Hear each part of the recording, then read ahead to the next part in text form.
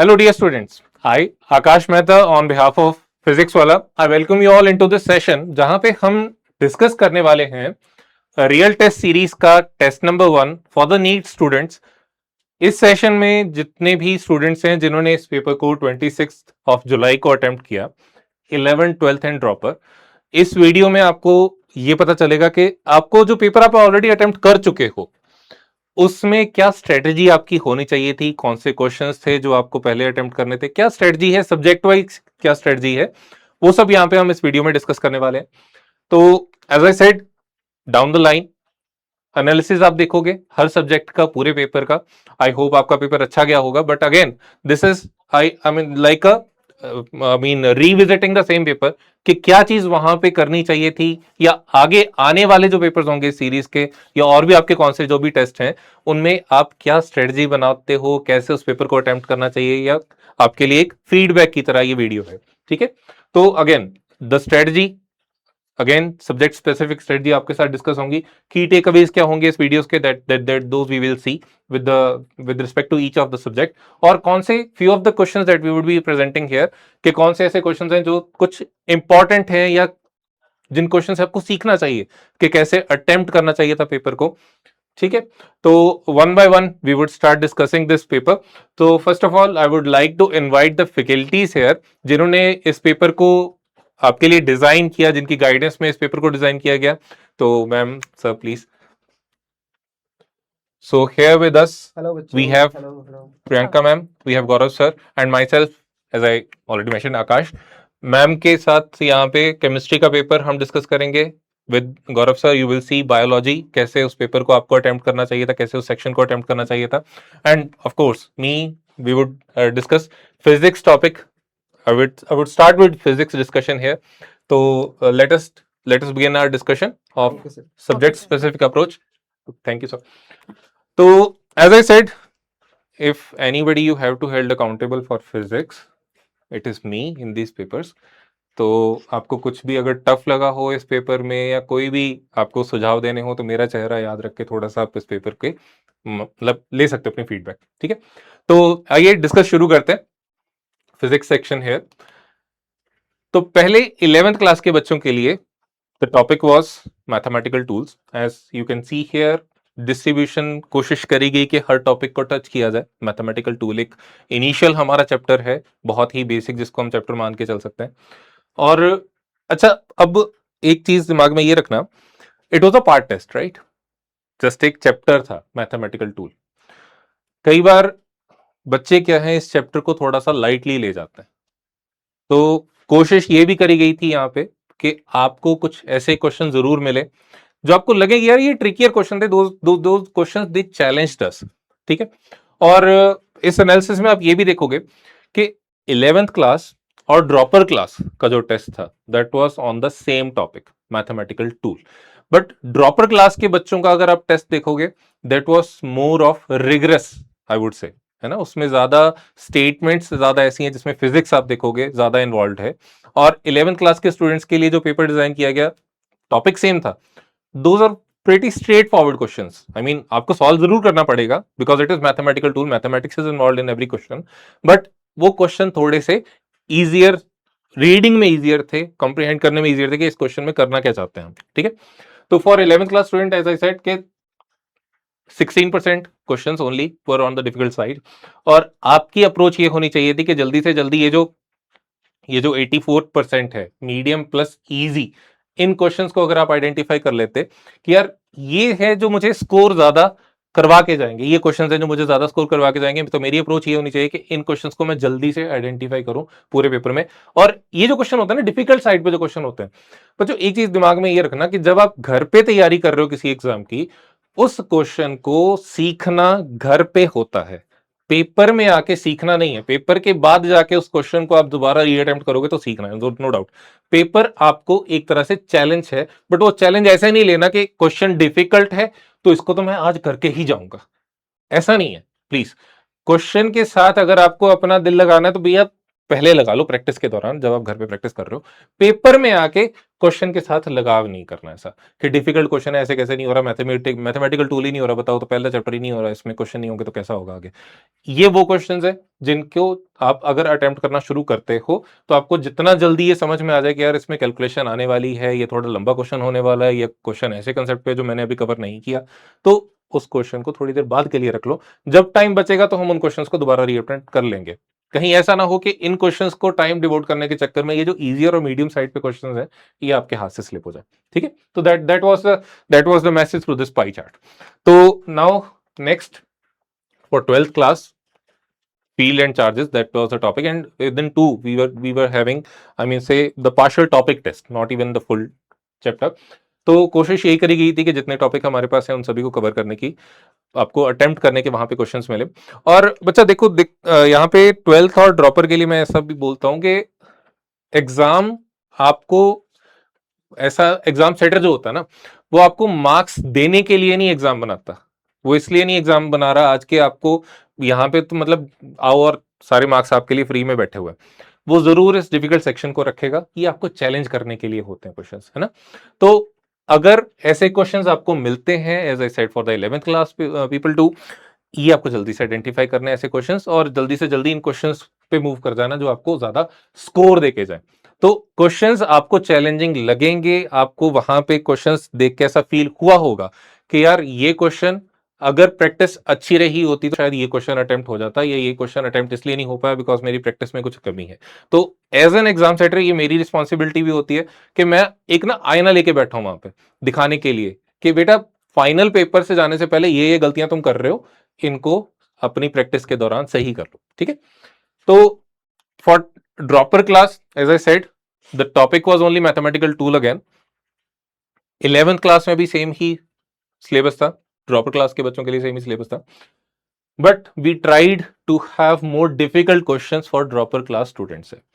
Purposefully रखे गए थे, क्वेश्चंस को लेंथियर किया गया था, क्योंकि देखो चैप्टर ऐसा चैप्टर है जो शायद आपने पूरी 11th और 12th में इतनी कैलकुलेशन कर चुके होगे कि मैथमेटिकल टूल आपको बहुत ही इजी बेसिक सा चैप्टर लगेगा। कई बच्चों ने शायद प्रिपरेशन के दौरान ऐसा सोचा होगा कि यार ये कोई चैप्टर है तैयार करने के लिए, इसमें से तो क्वेश्चन कर ही लेंगे, अभी तो फिजिक्स तो बाकी पूरी पड़ी है, मैथमेटिकल टूल में तो क्वेश्चन हो जाएगा। बट नहीं, आपको क्वेश्चन यहाँ पे ऐसे दिखेंगे जो शायद आपको बहुत चैलेंजिंग लगे हों वहां पे कि यार ये क्वेश्चन कैसे सॉल्व करेंगे, या क्वेश्चन लेंथियर लगे हों कि जिन्होंने टाइम आपका वेस्ट किया हो। और अगेन एज आई सेड कि आपको क्वेश्चन तो आइडेंटिफाई करने ही पड़ेंगे जो आपको टाइम आपका खा रहे हैं। जल्दी से जल्दी उन क्वेश्चंस को अपने साइड करना पड़ेगा, साइड में करो उन क्वेश्चंस को, ताकि जल्दी से आपको क्लियर एक विजन मिल जाए इजियर और मीडियम क्वेश्चंस का जो आपको अटेम्प्ट करने थे, जिनको आपको फॉर श्योर मार्क्स सही लेके आने थे जहां से। तो अब कुछ क्वेश्चंस देख लेते हैं just for an example. For 11th class as I said के स्टेटमेंट में कहीं आपको ऐसा दिखेगा नहीं कि फिजिक्स ज्यादा इन्वॉल्व है, बिकॉज 11th क्लास के बच्चों ने अभी फिजिक्स पढ़ी भी नहीं है शायद इतनी। तो उनके लिए सीधे सीधे स्टेटमेंट के क्वेश्चंस हैं कि cos theta sin theta trigonometric equations, उनमें रिलेशन दे दिया और पी क्यू के ऊपर एक क्वेश्चन पूछ लिया गया है ना। और I would again suggest for the 11th class students कि अगर आपको क्वेश्चंस देखने के मैथमेटिकल टूल में लेंथियर क्वेश्चन कैसे बन सकते हैं तो please visit the dropper class paper at least. ठीक, अच्छा अब ये क्वेश्चन है, इस क्वेश्चन में क्या पूछा गया, क्वेश्चन में ये पूछा जा रहा है maximum possible rate of change. तो समझने वाली बात ये है कि बच्चों के दिमाग में कई बार चलता है रेट ऑफ चेंज पूछ रहे, डिफरेंशिएशन एक सिंगल डिफरेंशिएशन नहीं है, उसका भी मैक्सिमम पूछ रहा है वो। तो या तो आपको ट्रिग्नोमेट्री की हेल्प से यहां से मैक्सिमम निकालना पड़ जाएगा, रेट ऑफ चेंज का मतलब डिफरेंशिएशन का मैक्सिमम है ये। तो आपको ये स्टेटमेंट्स ऐसे समझ में आनी चाहिए, ये आगे आप और सीखोगे, मतलब फिजिक्स जैसे जैसे आप आगे बढ़ोगे, आपके साथ आपका सिलेबस आगे बढ़ेगा तो ये चीजें आपको समझ में आनी शुरू होंगी कि फिजिक्स में स्टेटमेंट एक पर्पस होता है स्टेटमेंट बनाने का, उसमें कई चीजें हिडन होती हैं, उन चीजों को स्किप ना कर दें, ध्यान से पढ़ें उन चीजों को।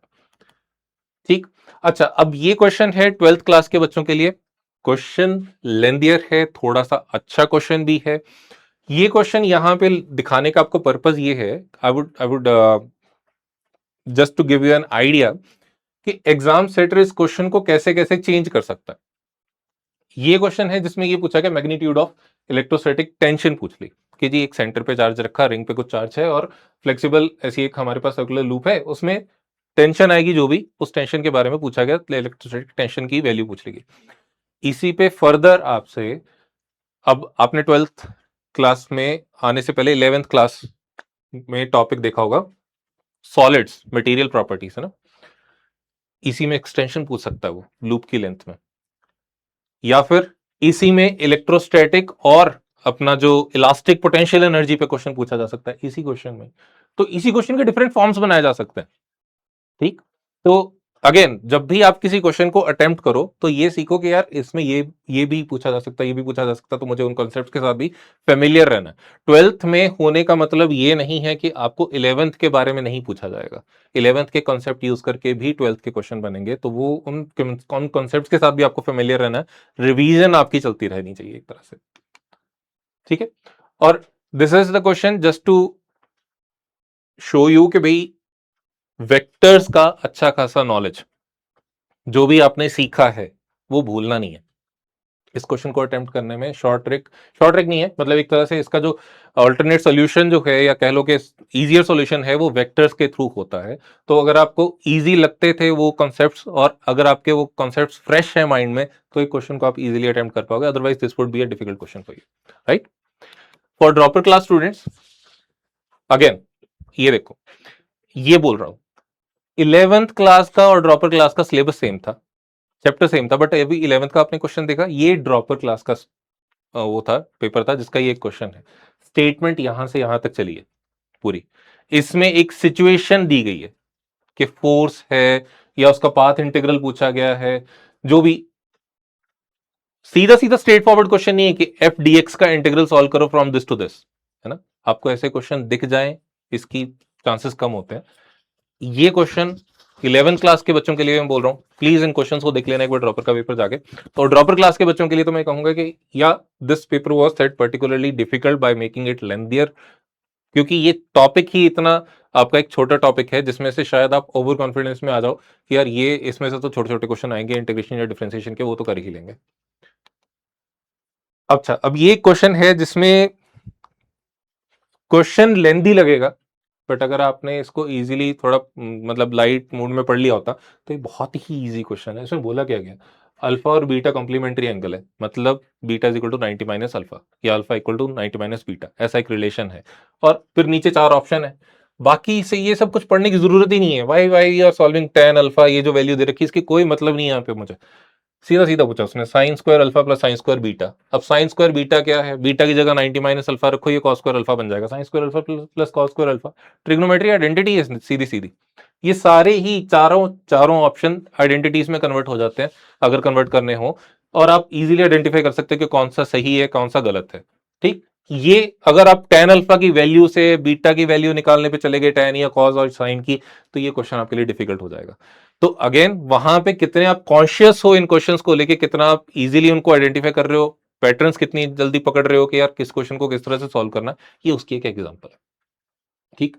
तो now moving on to the overall analysis of the papers. तो क्लास 11th में जो पेपर आया उसमें से ये क्वेश्चन सेट हैं जो आपको पहले अटेम्प्ट कर लेने चाहिए थे। क्यों? इन क्वेश्चंस को हो सकता है आपको अटेम्प्ट करने में कम टाइम लगता। ये क्वेश्चंस ऐसे हैं विच वर कैलकुलेशन इंटेंसिव। कैलकुलेशन इंटेंसिव होने का मतलब I won't say it was difficult, difficult concept शायद ना हो, कैलकुलेशन लेंथियर थी, ठीक है। तो इन क्वेश्चंस में अगर आपको लगता है कि कैलकुलेशन आपको ज्यादा टाइम लेके जा रही है तो इन क्वेश्चंस को अवॉइड कर सकते थे अगर आपको जितना जल्दी उसका आइडिया लगता।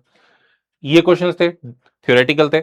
Again being theoretical doesn't mean it's easier, it might be difficult, just उनकी नेचर थ्योरेटिकल है, सॉल्व नहीं करना, आपको आइडेंटिफाई करनी है स्टेटमेंट्स। और few of the questions were trickier. यहाँ पे कुछ ऐसा चीज हो सकता है, कुछ ऐसा लूप होल या ऐसा कुछ हिडन चीज हो स्टेटमेंट में जो आपको आइडेंटिफाई होती तो बहुत जल्दी हो जाता उस क्वेश्चन में, ठीक है। 11th क्लास स्टूडेंट्स के लिए अगर आपका स्कोर 140 अबव जा रहा है 180 में से, आई वुड से this is a good score. आप अच्छी प्रैक्टिस कर रहे हो। अब अभी तो आपके आगे काफी जर्नी लंबी है फिजिक्स के प्रति, आई एम सेइंग। तो 140 would be a good score है। टारगेट आपको इस स्कोर को बढ़ाने का ही करना, और 70 प्लस तो आपके आ जाने चाहिए। अभी ऐसी तैयारी होनी चाहिए कि 70 प्लस स्कोर आपका इस पेपर में आ जाए, ठीक है। For 12th class students again these were the questions which were to be attempted first according to me. Few of the questions were calculation intensive, theoretical questions अच्छे खासे थे। आपने देखा होगा कि इन क्वेश्चंस की नेचर भी लेंथी स्टेटमेंट्स हैं, ऐसा नहीं कि इजी है, I am not saying these are easy, these were theoretical, आपके कॉन्सेप्ट कितने स्ट्रांग है ये उसको चेक करते हैं। और कुछ क्वेश्चंस ऐसे थे which were trickier, I would say, right. और 12th क्लास के बच्चों के लिए 130 प्लस अगर आपका स्कोर आ रहा है तो it's a good score, I would, and for 60 plus marks आपके आने ही चाहिए थे इस पेपर में। आपकी तैयारी ऐसी होनी चाहिए, आपका टारगेट ऐसा होना चाहिए कि इस पेपर में आपके हर हाल में यार 60 प्लस तो आ ही जाते हैं। And for dropper class students, these were the questions to be attempted. First, few were calculation intensive. Only one question was theoretical because it's a mathematical tool based chapter, है ना। तो mathematical tool chapter है तो उसमें से theoretical क्या ही expect करोगे। और क्वेश्चंस कुछ ट्रिकी भी थे, जितना जल्दी इन क्वेश्चंस को आइडेंटिफाई करते उतना अच्छा होता आपके लिए, ठीक है। और ड्रॉपर क्लास के बच्चों के लिए आई वुड अगेन से कि भैया पेपर थोड़ा लेंदियर था, बट स्टिल था तो मैथमेटिकल टूल, तो मैथमेटिकल टूल में 135 प्लस आपका स्कोर होना चाहिए था इस पेपर को लेके, और 65 प्लस तो इन एनी केस आपका होना ही चाहिए। That is like minimum requirement कि इतनी तैयारी तो आपकी अभी होनी चाहिए। आपने ऑलरेडी 11th और 12th क्रॉस करके यहाँ पे आए हो, ठीक है। All the paper was difficult, I would, and with that we are done with the physics part. Chemistry part के एनालिसिस के लिए I would invite Priyanka ma'am to share with you the analysis of the chemistry section. Thank you. We are going to discuss the chemistry part. अभी हम लोगों ने physics में बहुत सारे इंसाइट्स लिए और अभी केमिस्ट्री पोर्शन से अगर हम डिस्कस करते हैं, क्लास 11th में एक चैप्टर था हमारा हमारे टेस्ट में, and that chapter was some basic concepts of chemistry. बहुत ही जो ये चैप्टर है, this is the foundation of chemistry, है ना। आगे भी जाके आपको बहुत सारे चैप्टर्स में इसकी ज़रूरत पड़ेगी। तो हमने ट्राई किया कि सारे ही टॉपिक्स को यहाँ पर हम रखें, सारे टॉपिक्स का प्रोपोर्शन हम मैनेज करें। और एज यू कैन सी कि mole concept, stoichiometry, concentration term, limiting reagent, all the topics are well balanced here. अगर हम डिफिकल्टी लेवल की बात करते हैं तो paper was on the moderate side. अब 47% अगर मॉडरेट है, that means you and 35% easy है। तो when you are attempting any exam, सबसे पहले आप क्या करो कि पेपर को एक बार 5 मिनट देके स्कैन कर लो, because those 5 minutes will not hurt you. यहाँ पर क्या होगा कि you will be able to identify कि कौन से क्वेश्चंस इजी हैं, ठीक है। वो इजी आपने आइडेंटिफाई कर लिए, आप उनको अटेम्प्ट करो पहले, फिर आप मॉडरेट साइड में जाओ, फिर आप डिफिकल्ट वालों को केटर करो, ठीक है। तो ये कुछ जो चीज़ें हैं ये हमेशा आपको याद रखनी चाहिए, इररेस्पेक्टिव ऑफ द सब्जेक्ट की फिजिक्स है, केमिस्ट्री है, बायोलॉजी है। आगे बढ़ते हैं। क्लास 12th की अगर हम बात करें तो क्लास 12th में हमारे पास एक चैप्टर था एग्जाम में, विच वॉज सॉल्यूशंस। सॉल्यूशंस बहुत ही इंटरेस्टिंग चैप्टर है, आप लोगों ने पढ़ा होगा। There are so many application, so many real life application. और यहाँ पर भी जितने भी टॉपिक्स हैं इस चैप्टर में, कोई भी टॉपिक ऐसा नहीं है जो कम इंपॉर्टेंट हो, जिसका वेटेज कम हो। एग्जाम में हर टॉपिक से पूछा जाता है, even in the real NEET also हर टॉपिक से क्वेश्चन आने की टेंडेंसी उतनी ही है। तो यहाँ पे अगर हम देखें solutions, concentration term, colligative property. अच्छा, ये जो कंसंट्रेशन टर्म वाला पार्ट है ये यहाँ पर बहुत यूज होता है, इसीलिए यहाँ पर भी हम इसको पूरा ही पढ़ाते हैं, अदरवाइज तो ये हम ऑलरेडी पढ़ चुके होते हैं क्लास 11th में। कॉलिगेटिव प्रॉपर्टी जो टॉपिक है बहुत ही इंपॉर्टेंट टॉपिक है, यहाँ से क्वेश्चन आने के चांसेस बहुत ज़्यादा होते हैं। और there are some numerical applications जो हमने यहाँ पे लिखा है, this is nothing but collectively यहाँ पर सारे ही टॉपिक्स से कुछ न्यूमेरिकल्स उठाए हैं और उनको पेपर में हमने दिया है। Difficulty level paper was moderately easy, 49% moderate था and 22% was only the harder side. Now moving ahead, class dropper की अगर हम बात करें तो यहाँ पर भी जो हमारा चैप्टर था वो सेम था क्लास 11th में भी some basic concepts of chemistry था, और यहाँ पर भी ओवर हियर भी हमने सारे ही टॉपिक्स से क्वेश्चन पेपर बनाया है। सभी का वेटेज यहाँ पर हमने मेंटेन किया है। Paper is well balanced. और डिफिकल्टी लेवल की बात करें तो this is also moderate paper. तो कुछ क्वेश्चन हमने, अगर हम क्लास 11th की बात करें तो कुछ क्वेश्चन पिक करे थे। एज यू कैन सी ये वाला क्वेश्चन में mixture of calcium carbonate and magnesium carbonate given है, जहां से हमें कार्बन डाइऑक्साइड मिल रही है। आप मोस्टली क्वेश्चंस देखोगे कि कुछ एक हमारे पास कुछ एक रिएजेंट होता है और उस रिएजेंट से हमें आगे प्रोडक्ट मिलता है। हमने यहाँ पर दो रिएजेंट्स लिए, दो से हमें एक प्रोडक्ट मिला, तो यहाँ पर यही की पॉइंट है कि दोनों को आपने कैसे यूज करना है। तो then the question will be very very easy. And this is the another question, ये बेस्ड ऑन कॉन्सेंट्रेशन टर्म है। यहाँ पर आपकी कॉन्सेंट्रेशन टर्म की अच्छी खासी नॉलेज यूज हो जाएगी, क्योंकि एक तो मैट्रिक्स मैच है, you have to solve each and every one every question. 4 question बन जाते हैं जब अगर आप देखो एक ही क्वेश्चन में, तो that is the beauty of matrix match question. तो यहाँ पर आप कॉन्सेंट्रेशन टर्म्स यूज करोगे और इसको सॉल्व करोगे। थोड़ा सा लेंदी क्वेश्चन है, but concept wise it is easy question only. अगर हम 12th क्लास की बात करते हैं, तो 12th क्लास में मैंने जैसे बताया कि कॉन्सेंट्रेशन टर्म भी सॉल्यूशन में बहुत ही इंपॉर्टेंट टॉपिक है, तो वही हमने यहाँ पर लिया है कि परसेंटेज बाय मास निकालना है। अब यहाँ पर आपको क्या करना है कि दो कॉन्सेंट्रेशन टर्म्स को हमने यूज किया है और मर्ज किया है, और वहां से आप इस क्वेश्चन को आगे टैकल करोगे। तो रिलेशंस बिटवीन कॉन्सेंट्रेशन टर्म बहुत ही इंपॉर्टेंट हो जाता है यहाँ पे। आगे बढ़ते हैं। क्वेश्चन ये हमने नेक्स्ट उठाया, this is based on vapour lowering in vapour pressure which is a colligative property. और जैसा कि मैंने मेंशन किया था कि कॉलिगेटिव प्रॉपर्टी से क्वेश्चन आने के चांसेस सबसे ज्यादा हैं, ऑल्दो ऐसा कोई भी टॉपिक नहीं है इस चैप्टर में जहां से क्वेश्चन आने के चांसेस कम हो, but this is the topic जहां से आपको ज्यादा क्वेश्चंस देखने को मिलेंगे। तो this is based on relative lowering in vapour pressure. आप कैसे नॉन वॉलेटाइल को डालोगे और कितना मोल्स है वो सारा यूज करोगे, मोल फ्रैक्शन निकालोगे, and then you will be able to do it very very easily. Okay, moving ahead, अगर हम ड्रॉपर की बात करते हैं, एज आई सेड कि ड्रॉपर में भी हमारे पास जो चैप्टर था वो some basic concepts of chemistry था, but as you people have already learned so many things, और मे बी आई वुड से कि पूरा केमिस्ट्री एक बार पढ़ चुके होते हो, तो यहाँ पर हमने जो क्वेश्चन का लेवल रखा है वो थोड़ा सा 11th के रेस्पेक्ट में अच्छा है।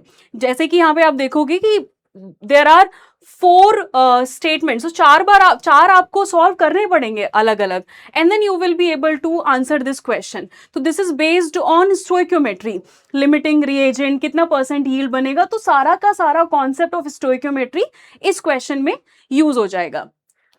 मूविंग अहेड, ये क्वेश्चन अगेन यहाँ पर हमने कौन सा, हमारे पास कॉन्सेंट्रेशन टर्म्स इस हर तीनों ही 11th 12th ड्रॉपर तीनों में ही concentration term is a common topic. Over here if you see K 3 ions की कंसंट्रेशन टर्म्स पूछी है, मतलब 4 क्वेश्चंस तो आपके वैसे ही हो गए, ABCD मैट्रिक्स मैच है, और फर्दर फिर आपको 3 कंसंट्रेशन टर्म्स और पूछे, तो थोड़ा सा लेंथियर साइड है, but once you know the concept तो बहुत डिफिकल्ट नहीं है, concept wise it is again moderate. Okay, तो नाउ लेट्स टॉक अबाउट कि कौन से क्वेश्चंस पहले करने चाहिए, कौन से थोड़े से ट्रिकी थे, कौन से कैलकुलेशन बेस्ड ज्यादा थे। तो as we discussed in physics also कि क्वेश्चंस को आप जो इजी क्वेश्चंस हैं, एक बार जैसे हमने डिस्कस किया कि पहले स्कैन कर लो और इजी क्वेश्चंस आइडेंटिफाई करो and do those questions first. कुछ क्वेश्चंस अगर मैंने बोला कि थ्योरेटिकल हैं, एनसीईआरटी डायरेक्ट क्वेश्चंस हैं, मे भी हो सकता है कि बहुत सारे स्टेटमेंट्स वहां पे यूज हुए हों, that doesn't make it easy. ठीक है, कई बार अगर थ्योरेटिकल क्वेश्चन भी है तो दैट इज इवन डिफिकल्ट, क्योंकि आप बहुत सारे स्टेटमेंट्स पढ़ोगे and then you will have to answer that. कुछ ट्रिकी क्वेश्चन जैसे कि हमने डिस्कस भी किया अभी अभी, तो वहां पे maybe there is one hidden trick, और सो अगर वो आपको पकड़ में आ गई then you will be good to go. आगे अगर बात करते हैं, दिस वाज क्लास 11th, और क्लास 11th में अगर हम बात करें कि 145 150 स्कोर इज गुड इनफ, कि अगर आपका 145 स्कोर आया है तो अच्छा स्कोर है, उसका आपको आगे इंक्रीज ही करना है। और अगर मिनिमम की बात करें तो 70 तो आना ही चाहिए, और अगर 70 से कम है तो then there you have to introspect कि कहाँ मिस्टेक्स हो गई, कहाँ गलतियाँ ज़्यादा हो गई, तो वहाँ पे this analysis and that paper discussion will do wonders. अगर आप बात करते हैं 12th में, तो कुछ जो क्वेश्चंस पहले अटेम्प्ट करने चाहिए थे वो ये हैं: कैलकुलेशन इंटेंसिव, थ्योरेटिकल, ट्रिकी। तो you can have a look, देख सकते हो, पेपर रेफर कर सकते हो। और बात करें अगर स्कोर की, तो here 145 is again a good score, और minimum should be 70। Below 70 again prepare well, सारा अपना कॉन्सेप्ट थॉरो करो, प्रैक्टिस ज़्यादा करो, because all these are physical chemistry chapters. यहाँ पे जितना ज़्यादा प्रैक्टिस करोगे उतना ज़्यादा रिजल्ट बेटर आएगा। सिर्फ थ्योरी पढ़ने से बहुत ज़्यादा हेल्प नहीं होगी, although we do have theoretical questions, but mathematical part is even more. Dropper में the questions which we are suppose to attempt first are these, और जो कुछ ट्रिकी और थ्योरेटिकल क्वेश्चंस हैं वो ये हैं। अगेन ट्रिकी का मतलब हमने समझा, और theoretical question can be difficult as well, it is not like कि थ्योरेटिकल है तो इजी ही होगा। स्कोर की बात करें, again this is 145 is a good score, and 70 should be minimum, and increase ही करना चाहिए स्कोर। तो next time you should have your target, यहाँ से आप नेक्स्ट का अपना टारगेट जरूर सेट करके जाएं आज। Okay, so this was all about chemistry. Now I would like to invite Gaurav sir, and he'll be explaining you the botany and zoology part. So.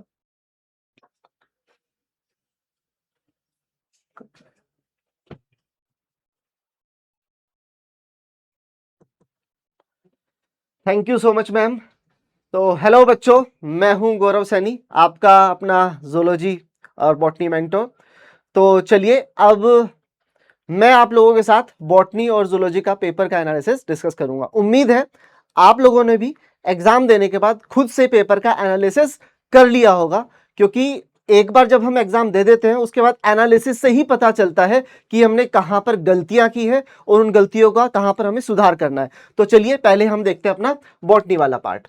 देखिए, बॉटनी के अंदर अगर मैं क्लास 11th की बात करता हूं, तो क्लास 11th के अंदर अपना द सेल चैप्टर था। इसके अंदर आप देख रहे हैं सारे के सारे टॉपिक्स आपके कवर किए गए थे। अब जो ये अपना चैप्टर है ना, बायोलॉजी का सबसे बेसिक चैप्टर है आपका, चाहे बायोमोलिक्यूल हो, चाहे सेल साइकिल, सेल डिवीजन हो, चाहे ह्यूमन फिजियोलॉजी हो, चाहे मॉलिक्यूलर बेसिस ऑफ इनहेरिटेंस हो, जितने भी चैप्टर्स हैं उसके अंदर इस चैप्टर का बहुत इंपॉर्टेंट रोल रहता है, जिस कारण से आपको इसके अंदर जितने भी टॉपिक्स हैं थोरोली पता होने चाहिए। इसीलिए आप देखोगे एक एक टॉपिक में से क्वेश्चन बनाया गया है। अब यहां पर अगर आप पाई चार्ट को देखते हो तो यहां पर 40% क्वेश्चंस जो थे ना वो इजी थे, और 38% मीडियम थे, एंड 22% आपके जो क्वेश्चंस थे ना वो हार्डर साइड थे। यानी कि पेपर आपका जो था ना मीडियम टू हार्डर साइड रहा होगा सॉल्व करने के लिए आप लोगों के लिए। ठीक है, चलिए अब हम देखते हैं क्लास 12th का जो अपना एग्जाम था उसके अंदर अपना जो टॉपिक था वो था sexual reproduction in flowering plants, और ये एक पार्शियल टॉपिक था, अपना कंप्लीट चैप्टर कवर नहीं हुआ था, लेकिन पार्शियल होने के बाद भी एक एक टॉपिक को कवर किया गया है। आप यहां पर देख सकते हो पिस्टिल, ओव्यूल, एम्ब्रोसेक में से मैक्सिमम क्वेश्चंस आपके आए 13 क्वेश्चन। अगर मैं डिफिकल्टी लेवल की यहां पर बात करूं आप लोगों के साथ, इस चैप्टर में से इजी क्वेश्चन 47 थे, मीडियम 33, एंड डिफिकल्ट कितने थे 20%। यानी कि यहां पर भी मीडियम और डिफिकल्ट का रेशो ही थोड़ा ज्यादा था। अब हम मूव करते हैं हमारे ड्रॉपर सेक्शन की तरफ। इस ड्रॉपर के अंदर अगेन वही चैप्टर था द सेल, जो अपना 11th क्लास के अंदर था। लेकिन अब जरा देखिए 11th और ड्रॉपर के जो अपना डिफिकल्टी लेवल है उसके अंदर कितना डिफरेंस है। यहां पर देखिए डिफिकल्टी लेवल अगर आप देखोगे 25% क्वेश्चन जो थे वो डिफिकल्ट है, और 44% क्वेश्चन अपने मीडियम है, जबकि इजी कितने हैं 31%। इससे क्या समझ आ रहा है कि अपना चैप्टर एक ही है, लेकिन डिफिकल्टी लेवल अपना 11th और ड्रॉपर में ज्यादा है। ड्रॉपर के अंदर एनालिटिकल क्वेश्चन ज्यादा पूछे गए, एप्लीकेशन बेस्ड क्वेश्चन ज्यादा पूछे गए। क्यों? क्योंकि 11th में जब आप चीजें स्टार्ट कर रहे होते हो आपको बेसिक्स पर बहुत ज्यादा फोकस करना होता है, क्योंकि वो आपकी बिगनिंग होती है। ठीक है, तो इस तरीके से ये अपना 11th ट्वेल्थ और ड्रॉपर का difficulty level distribution and topic level distribution था।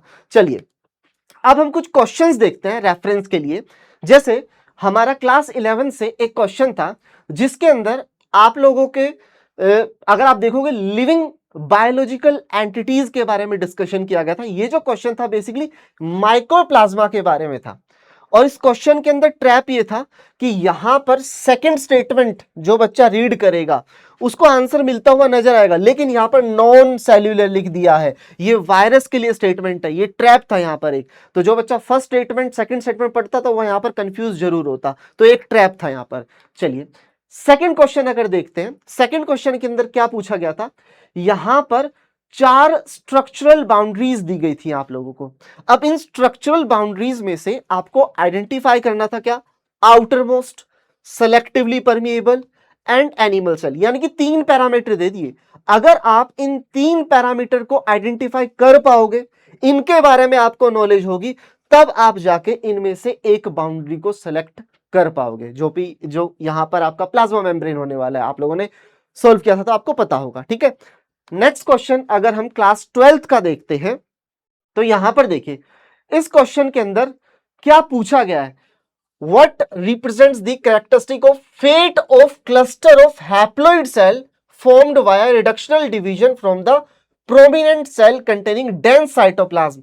तो सबसे पहले डेंस साइटोप्लाज्म वाला सेल, उसके अंदर डिवीजन, उसके बाद जो हमारे पास क्लस्टर बन रहा है उस क्लस्टर का क्या फेट होगा। तो पहले तो आपको पता होना चाहिए वो क्लस्टर है क्या, उसके अंदर कितने सेल्स बनेंगे। अब यहां पर जो क्लस्टर बनेगा उसके अंदर 4 सेल्स होंगे, उन 4 में से एक ही सेल आगे जाके फर्दर डेवलप होगा और एम्ब्रियो सैक बनाएगा, जो बेसिकली आप अगर स्टेटमेंट 2 ऑप्शन 2 रीड करोगे तो आपको समझ आ जाएगा। तो ये एक अच्छा खासा टिपिकल क्वेश्चन था, ठीक है।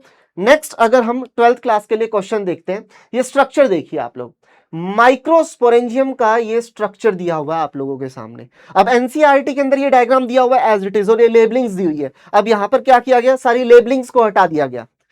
अब लेबलिंग्स को हटा के डायरेक्ट लेबलिंग नहीं पूछी गई है आप लोगों से, रिलेशनशिप पूछा गया है बिटवीन पी एंड क्यू। तो पहले तो आपको पता हो कि ये स्ट्रक्चर है क्या, ये लेबलिंग किस चीज को रिप्रेजेंट कर रही है, फिर उसके बाद आपको उसका फंक्शन पता होना चाहिए, तब जाके आप इन दोनों का रिलेशनशिप फाइंड आउट कर पाओगे। तो ये भी एक बहुत अच्छा ट्रिकी क्वेश्चन था आपका। चलिए क्लास ड्रॉपर के लिए अगर हम बात करते हैं, ये क्वेश्चन जरूर आपने अपने एग्जाम के अंदर देखा होगा। तो ये प्लाज्मोडेस्माटा का क्वेश्चन है, 2 सेल्स के बीच में साइटोप्लाज्म टू साइटोप्लाज्म कैसे मॉलिक्यूल जाएगा, तो जो वो लेयर को क्रॉस करेगा तो आपको लेयर्स का सीक्वेंस पता होना चाहिए। कहने को बहुत इजी क्वेश्चन है, लेकिन जब एक सेल से दूसरे सेल में डायरेक्ट जा रहे हैं तब आपको लेयर्स का सीक्वेंस पता होना चाहिए। तो आपने सॉल्व किया होगा तो आपको पता चला होगा, cell membrane, primary cell wall, middle lamella, primary cell wall, cell membrane, ये अपना करेक्ट सीक्वेंस था, ठीक है। तो कई बार इजी कॉन्सेप्ट भी टिपिकल बनाया जा सकता है, वो इस क्वेश्चन से आपको समझ आ रहा होगा। नेक्स्ट अगर मैं बात करता हूं ड्रॉपर के लिए क्वेश्चन दिया हुआ है, ये एक हमारा एक्सपेरिमेंटल क्वेश्चन है जिसके अंदर क्या बताया गया कि हमारी एक बैक्टीरियल स्ट्रेन है, बेसिकली एक पॉपुलेशन है जिसके अंदर बैक्टीरिया है जिनके अंदर एंटीबायोटिक रेजिस्टेंस नहीं है, लेकिन अगर उसको दूसरी पॉपुलेशन के साथ ग्रो करवाया जाता है जिसके अंदर एंटीबायोटिक रेजिस्टेंस है, तो पहले वाले पॉपुलेशन के अंदर एंटीबायोटिक रेजिस्टेंस आ जाता है। किस तरीके से, तो ये एक एक्सपेरिमेंटल बेस्ड क्वेश्चन था जो आपको आइडेंटिफाई करना था कि इसके अंदर किस स्ट्रक्चर के अंदर एंटीबायोटिक रेजिस्टेंस जीन होते हैं। तो आप अगर समझ पाए हो इस क्वेश्चन को तो प्लाज्मिड अपना आंसर जाएगा। तो यहां पर एक्सपेरिमेंटल बेस्ड क्वेश्चन भी दिया गया था जो आपको एनालाइज करना था, ठीक है। चलिए तो अब हम देखते हैं क्लास 11th के अंदर अपने जो क्वेश्चंस थे उनका डिस्ट्रीब्यूशन देखते हैं, स्ट्रेटेजी क्या होनी चाहिए थी आपको पेपर को सॉल्व करते टाइम। तो सबसे पहले अपने पास question to be attempted first, ये वो क्वेश्चन है जो आपको 1 गो के अंदर अटेम्प्ट करने थे, यानी कि सभी जितने भी स्टूडेंट है ना, मैक्सिमम स्टूडेंट इन क्वेश्चंस को तो सॉल्व करके आएंगे ही। अगर आप इस क्वेश्चन में से, इस पार्ट में से एक भी क्वेश्चन गलत कर दोगे तो आप ऑन एन एवरेज स्टूडेंट से पीछे चले जाओगे। तो ये तो आपका 1 गो में होना ही चाहिए। उसके बाद देखिए अपने एप्लीकेशन बेस्ड क्वेश्चन आप लोगों को दिए हुए हैं, ये आपको आइडेंटिफाई करना आना चाहिए। ये वो क्वेश्चन है जो आपका टाइम कंज्यूम कर सकता है क्योंकि ये एप्लीकेशन बेस्ड क्वेश्चन है। उसके बाद देखिए theoretical, direct NCERT based question है। अब जरूरी नहीं है कि अगर ये थ्योरेटिकल क्वेश्चन है तो इजी ही होगा, ये डिफिकल्ट भी हो सकता है, लेकिन ये direct NCERT statement based question है अपने पास। और लास्ट में दिए गए हैं ट्रिकी क्वेश्चन। देखिए कितने सारे ट्रिकी क्वेश्चन है यहाँ पर। आप बायो के अंदर भी ट्रिकी क्वेश्चंस बना सकते हो, एक छोटे से चैप्टर में से भी जो आप देख रहे हो। हम सिंगल स्टेटमेंट को भी मॉडिफाई करके ट्रिकी क्वेश्चन बना सकते हैं। तो अगर आप इन क्वेश्चंस को सॉल्व करने में प्रॉब्लम महसूस करते हो तो इन क्वेश्चंस को आप छोड़ सकते हो सेकंड राउंड के लिए। अगर आप इन चीजों को एनालाइज कर लोगे ना तो आपका स्कोर और बेहतर हो जाएगा। इसी तरीके से अगर मैं क्लास 11th के लिए बताऊं, अगर आपने 180 में से बॉटनी के अंदर अगर 160 स्कोर किया है तो वो एक बहुत अच्छा स्कोर है आपका, लेकिन इसमें भी इंप्रूवमेंट रिक्वायर्ड है, राइट। अब अगर आप मिनिमम 100 स्कोर कर रहे हो तो ठीक है, लेकिन अगर इससे नीचे आपका स्कोर जा रहा है तो बेटा आपको सेल्फ एनालिसिस करने की जरूरत है, क्योंकि हम बेसिक चीजों को भी सॉल्व नहीं कर पा रहे हैं, राइट। चलिए इसी तरीके से हम क्लास 12th के लिए स्ट्रेटजी देखें तो ये क्वेश्चन वो है जो आपको फर्स्ट गो में अटेम्प्ट करने चाहिए थे। These are the application based question, these are the theoretical question and these are the tricky question. Again आपके देखिए sexual reproduction in flowering plants वाले क्वेश्चन चैप्टर से कितने ट्रिकी क्वेश्चन बनाए गए हैं, राइट। ये क्वेश्चन कौन से है? Diagram based question, flow chart based questions. तो ये ट्रिकी क्वेश्चंस आपको आइडेंटिफाई करने आने चाहिए। अब यहां पर भी अगर किसी बच्चे का स्कोर 160 है तो वो बहुत अच्छा स्कोर है, अगेन इंप्रूवमेंट आपको करना होगा इसके अंदर।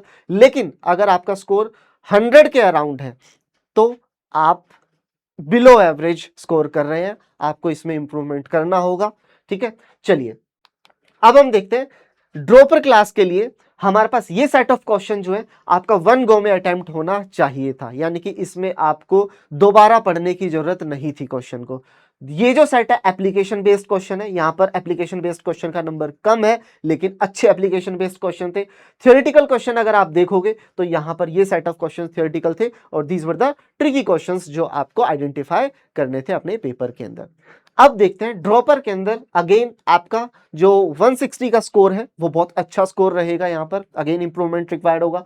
लेकिन अगर आप 100 के अराउंड स्कोर कर रहे हो तो ये मिनिमम स्कोर है, इससे नीचे आपका स्कोर नहीं जाना चाहिए। ऑब्वियसली हमें स्कोर उससे ऊपर 180 टारगेट करना है, राइट। चलिए तो ये अपना बॉटनी वाला पार्ट था। अब हम जूलॉजी वाले पार्ट की तरफ आगे मूव करते हैं। जूलॉजी के अंदर क्लास 11th के अंदर जो अपना चैप्टर था वो था एनिमल किंगडम। अब एनिमल किंगडम एक ऐसा चैप्टर है जिसके अंदर 100 से ज्यादा एग्जाम्पल्स हैं, एक बहुत लेंथी चैप्टर है, बच्चा जिसको पढ़ने से डरता है।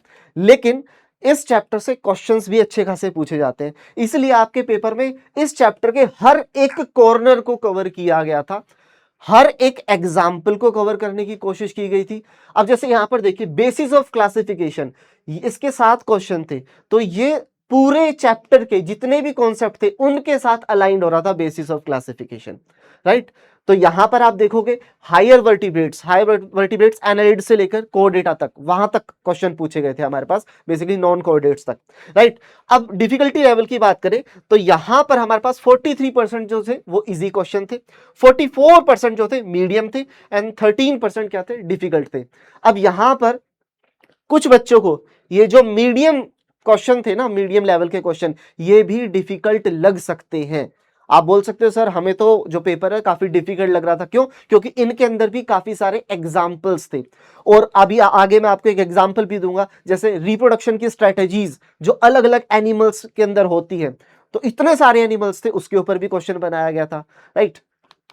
चलिए अब हम क्लास 12th की अगर बात करते हैं तो क्लास 12th के अंदर अपना ह्यूमन रिप्रोडक्शन चैप्टर था, और कंप्लीट नहीं पार्शियल चैप्टर कवर था, जिसके टॉपिक अपने पास male anatomy, female anatomy, spermatogenesis, oogenesis, menstrual cycle and hormonal control, ये सारे कवर किए गए थे। देखिए हार्मोनल कंट्रोल कोई सेपरेट टॉपिक नहीं है, लेकिन इन टॉपिक्स के अंदर ही जो हार्मोन्स दिए गए ना उन सबको कलेक्टिव करके क्वेश्चन पूछे गए थे। तो आप देखते हैं टोटल 6 क्वेश्चन थे।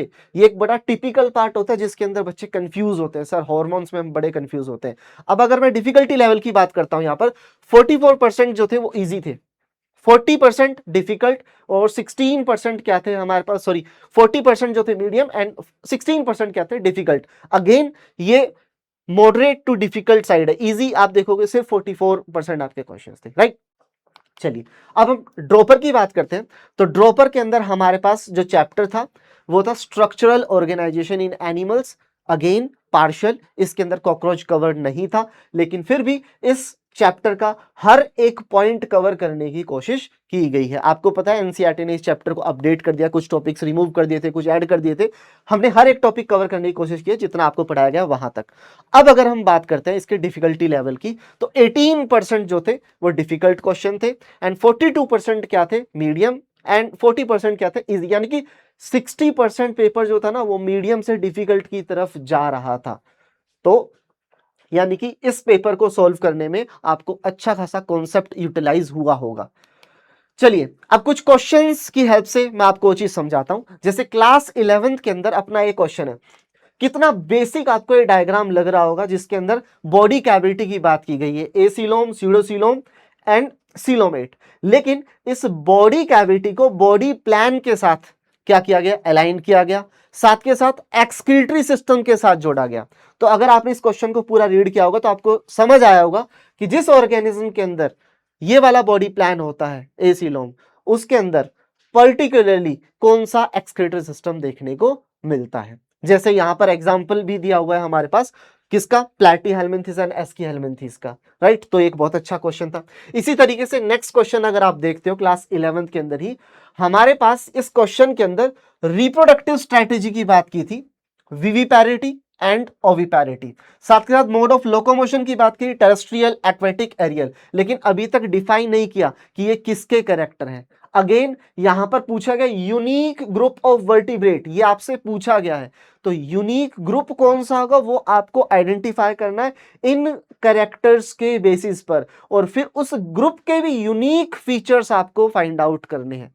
तो जब आपने क्वेश्चन सॉल्व किया होगा तो आपको समझ आया होगा कि क्लास मैमेलिया का ये क्वेश्चन था, ठीक है। चलिए अब हम देखते हैं हमारा क्लास 12th का जो क्वेश्चन है। ये क्वेश्चन जरा आप देखिए, ये क्वेश्चन oogenesis का, ओवम फॉर्मेशन का जो कॉन्सेप्ट होता है उसका क्वेश्चन है। अब oogenesis के अंदर जो हमारा इनिशियल सेल होता है oogonia, स्टार्टिंग में उसके ऊपर क्या लिमिटेशन होती है और उसकी वो स्टेज जो अरेस्ट होती है पहली बार, तो आपको ये पता होना चाहिए ये कौन सी स्टेज में जाकर अरेस्ट होता है, तब जाके आप इस क्वेश्चन को सोल्व कर पाओगे। और अरेस्ट होने के बाद जो स्टेज है वो पहला क्या मॉडिफिकेशन शो करती है, अगर आपको ये 2-3 चीजें पता तभी आप इस क्वेश्चन को सॉल्व कर पाओगे, अदरवाइज आप नहीं कर पाओगे, क्योंकि यहां पर लिमिटेशन और मॉडिफिकेशन पूछा गया था। तो टॉपिक इजी था लेकिन ट्रिकी क्वेश्चन है आप लोगों के लिए, राइट। चलिए अब हम देखते हैं क्लास 12th का नेक्स्ट क्वेश्चन हमारे पास दिया हुआ है, which of the following accurately identify the specific structure, tissues, cells located in the human reproductive system. अब ये फीमेल एक्सटर्नल जेनाइटेलिया और सेमिनिफेरस ट्यूब्यूल इसका क्वेश्चन है। तो मेल और फीमेल रिप्रोडक्टिव सिस्टम दोनों के स्टेटमेंट को मर्ज करके एक स्टेटमेंट बनाया गया है। तो यहां पर फीमेल एक्सटर्नल जेनाइटेलिया के अंदर डिफरेंट कंपोनेंट है, उनके बारे में डिटेल्स पता होनी चाहिए। सेमिनिफेरस ट्यूब्यूल के बाहर जो कंपोनेंट है उसकी पता होनी चाहिए डिटेल, तब जाके आप इस क्वेश्चन को सॉल्व कर पाओगे, राइट। चलिए फिर देखते हैं हम ड्रॉपर के अंदर हमारे पास क्वेश्चन आया था। देखिए फ्रॉग के सर्कुलेटरी सिस्टम से क्वेश्चन आया था। सर्कुलेटरी सिस्टम कितना इजी टॉपिक है, लेकिन यहां पर जो कीवर्ड्स थे जैसे आरबीसी, हमारे अंदर न्यूक्लियस एब्सेंट होता है, इन्यूक्लिएटेड, यहां पर भी वही लिखा हुआ था, लेकिन फ्रॉग के अंदर तो न्यूक्लियस प्रेजेंट होता है, राइट। आपको साइनस विनोसस, कोनस आर्टेरियोसस, ये सारी चीजें पता होनी चाहिए थी, तब आप इस क्वेश्चन को सॉल्व कर पाते। नेक्स्ट क्वेश्चन की अगर हम बात करें, देखिए कितना अच्छा क्वेश्चन था। ड्रॉपर के अंदर सारी लेबलिंग्स को हटा दिया गया। तो सबसे पहले तो आपको सारी लेबलिंग्स पता होनी चाहिए, उसके बाद यहां पर कुछ कैरेक्टरिस्टिक फीचर्स लिखे हुए हैं। अब ये जो फंक्शन या फीचर लिखा हुआ है ये कौन सी लेबलिंग वाले ऑर्गन का है, तो पहले तो आपको ये फंक्शन पता हो, उसके बाद ये लेबलिंग पता हो, तब जाकर के आप इनको मैच कर पाओगे और आपका आंसर आएगा। तो इस तरीके के ट्रिकी क्वेश्चंस पूछे गए थे, ठीक है।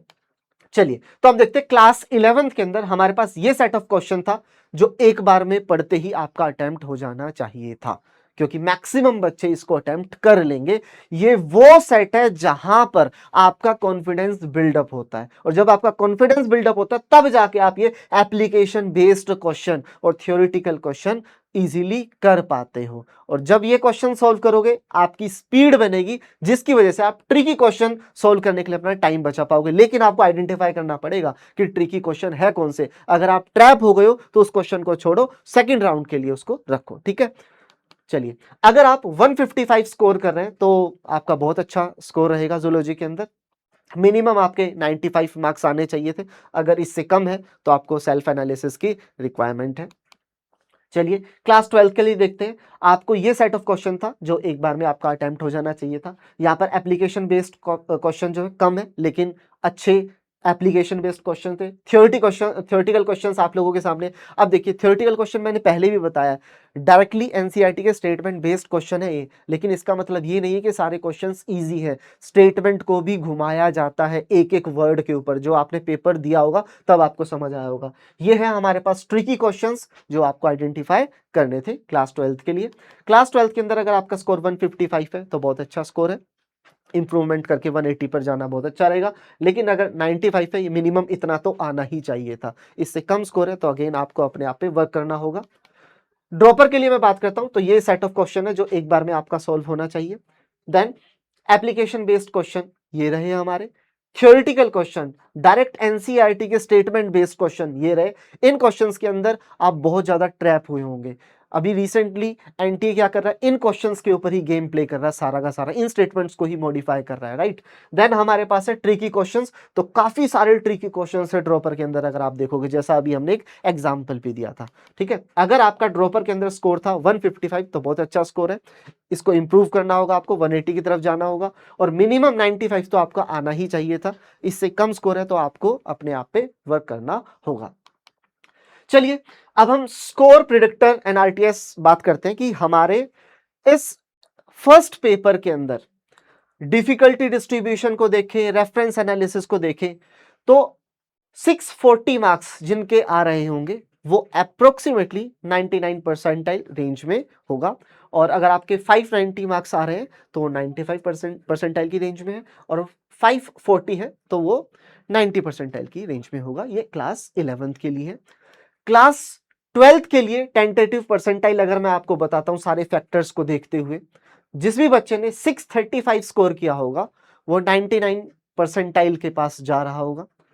585 95 परसेंटाइल को डिनोट कर रहा है, एंड 535 अगर मार्क्स है तो अप्रोक्सीमेटली 90 परसेंटाइल आपके मार्क्स होंगे। अगर मैं ड्रॉपर के लिए बात करता हूं, अगेन टेंटेटिव परसेंटाइल सारे फैक्टर्स को देखते हुए, अगर किसी बच्चे ने स्कोर किया है 650 मार्क्स, यानी कि 99 परसेंटाइल अप्रोक्स वो अचीव कर रहा है। अगर किसी के 600 मार्क्स है तो 95 परसेंटाइल के आसपास है वो, और किसी के 550 मार्क्स है तो 90 परसेंटाइल वो स्कोर कर रहा है अपने पेपर के अंदर, राइट। तो उम्मीद है आप सभी बच्चों को जो एनालिसिस हमने बताया उससे बहुत कुछ सीखने को मिलेगा। इस एनालिसिस को देखिए अच्छे से, और जितना भी आपने यहां पर सीखा है उस स्ट्रेटेजी को अपने सेकंड पेपर के अंदर अप्लाई कीजिए, ताकि आपका स्कोर जो अभी आया है उससे बेहतर हो सके। तो wish you very good luck बच्चों, मिलते हैं अगले एनालिसिस में। Thank you.